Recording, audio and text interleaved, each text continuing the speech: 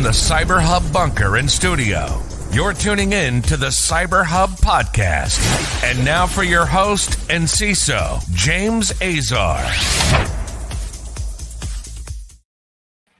Happy Tuesday, everyone. November 16th, 2021. Welcome to this morning's Practitioner Brief. James Azar, your host for this morning's show.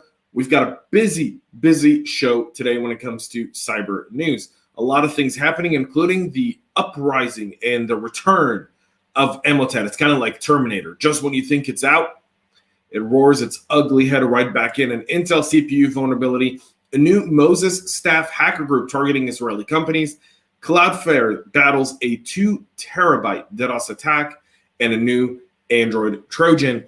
All of that and more on today's show, so please make sure to stay tuned. Good morning to Chris.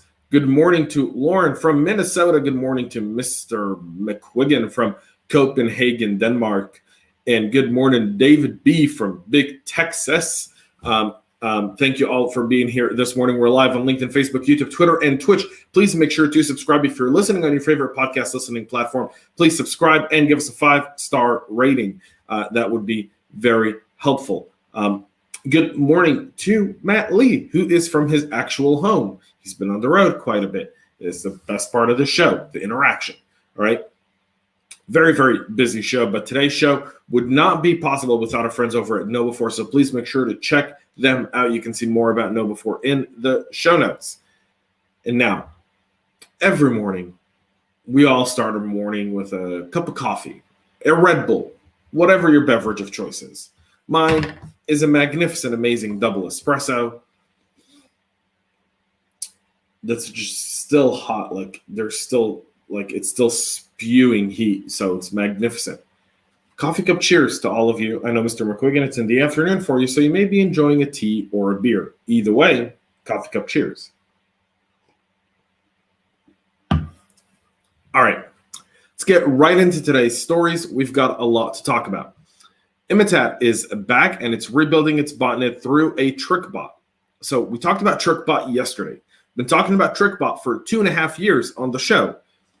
TrickBot malware is by far the most sophisticated and the most worrisome malware that we've got to worry about, simply because of the way it operates and also who it's targeting. So Emotet would use infected devices to perform other spam campaigns and install other payloads like the CACbot and TrickBot.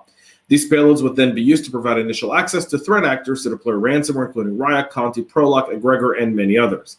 At the beginning of the year, Europol came out with a huge announcement saying we've arrested 2 people and we've taken over the Emotet infrastructure.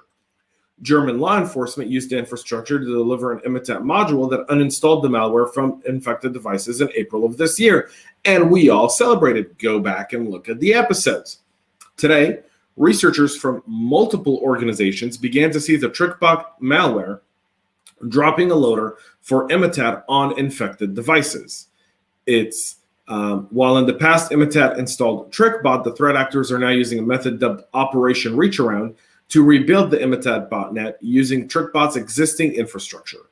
Emotet expert and cryptologist researcher Joseph Rosen told Bleeping Computer that they had not seen any signs of the Emotet botnet performing spamming activity or found any malicious document dropping the malware. This lack of spamming activity is likely due to the rebuilding of the Emotet infrastructure from scratch and a new reply chain emails being stolen from victims in future spam campaigns. So here's the thing. You take down one, and we celebrate it, and it's great. But 6-7 months later, it's back up again.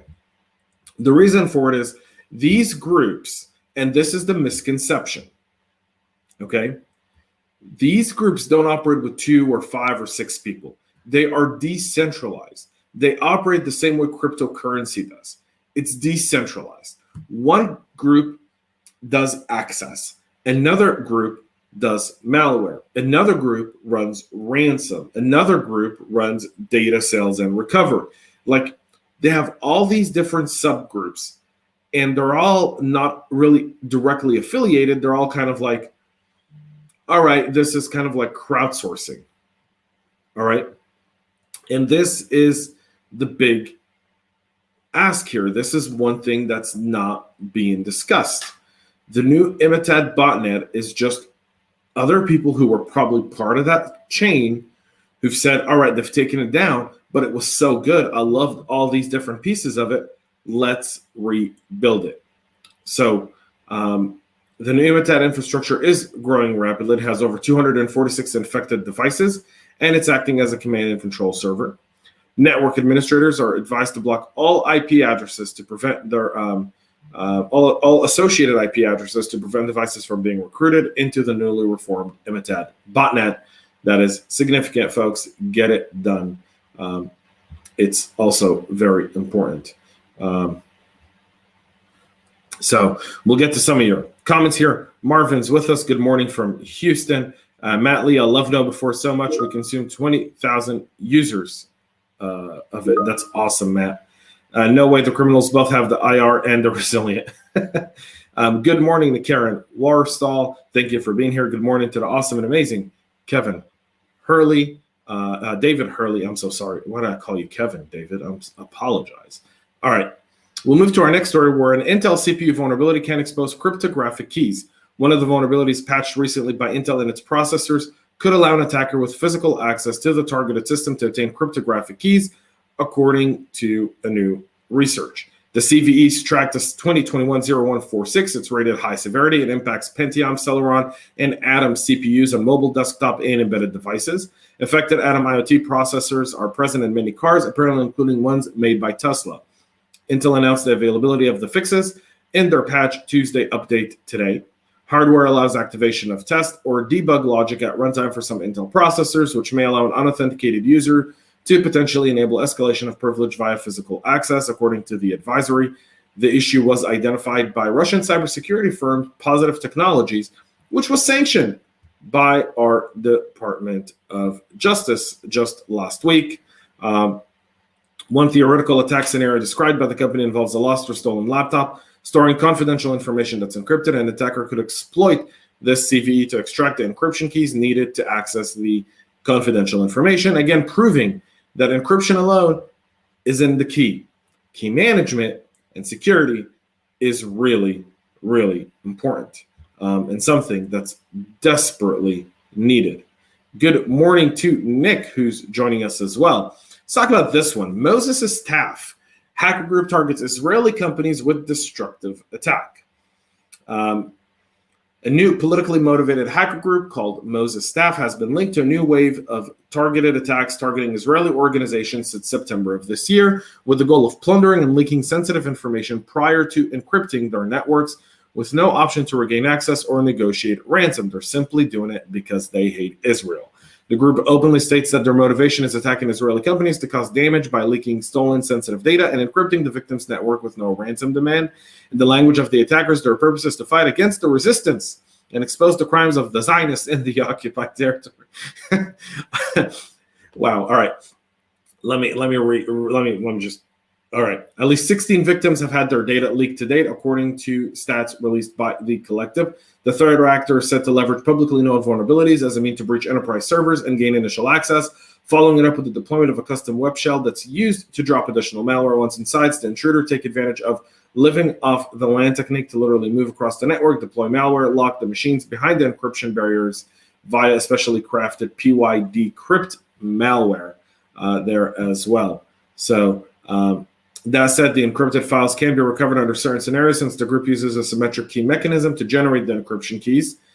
There's been no attribution as of yet, but one can imagine these people sympathize with the Palestinians. Moses Staff also operates on Twitter and Telegram to publicize their attack and continue to inflict damage. This is activism at its best. Very interesting. We'll see how the Israelis respond to this. I know the Israeli CERT is probably not going to let this get through. So we'll see what happens there. We'll keep our eyes tuned into that. I've got a call later on today with the folks over in Israel to get more info, and I'll share that tomorrow as well, right here on the show. Cloudflare battles a 2 terabyte DDoS attack that was launched by the Mirai botnet. Web security service provider Cloudflare said it mitigated a distributed denial of service attack that peaked at almost 2 terabytes per second. The multi-vector assault itself was launched by a botnet. Approximately 15,000 machines infected with the variant of the original Mirai malware. The bots included Internet of Things devices and GitLab instances, according to Cloudflare.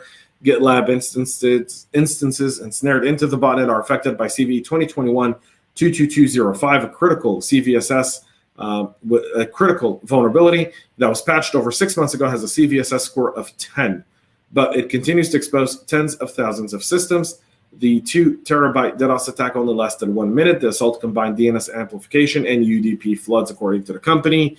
Cloudflare noted that it observed an overall increase in the number of terabyte-strong DDoS attacks over the last quarter, and that the network layer incidents were up 44% quarter over quarter. DDoS, don't fall asleep on it. And finally, a new banking Trojan named SharkBot is making its presence felt. Security researchers have discovered a new Android banking Trojan capable of hijacking users' smartphones and emptying out e-banking and cryptocurrency accounts. Named SharkBot after one of the domains used for its command and control service. The malware has been actively distributed since late October of 2021, when it was first spotted by cybersecurity firms Cleafy and Threat Fabric. At the time of writing, we didn't notice any samples on Google's official marketplace, according to Cleafy researchers. Instead, SharkBot creators appear to rely on tricking users into downloading and manually installing the apps on their devices, a practice that Google has constantly warned against. Or, just tighten up your app store. Once a malicious SharkBot infected app is installed, the malware asks the user to grant it access to the Android Accessibility Service, a feature designated to help physically impaired users to interact with their devices by automating certain tasks.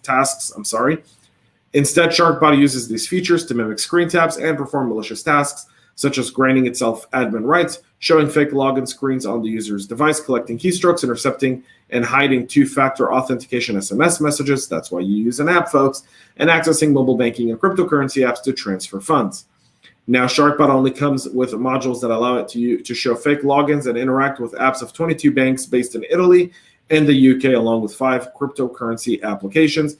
There's 5 crypto apps that are US-based as well in there, so keep your eye out for it. This is going to be new. There's a bunch of new Android banking Trojans, including Phone Spy, Master Fred, and Abstract Emu. Folks, this is significant, especially on Android. So share it with your teams. Let people know. These are all different. Obviously, some of these target Turkey and Poland. Some of this is South Korea. Other parts of it is MENA. So keep your eyes out for this kind of stuff. This is going to be significant. Folks, that's it for our practitioner brief here today. We'll be back tomorrow with a lot more. Thank you for all your comments and everyone who tuned into today's show.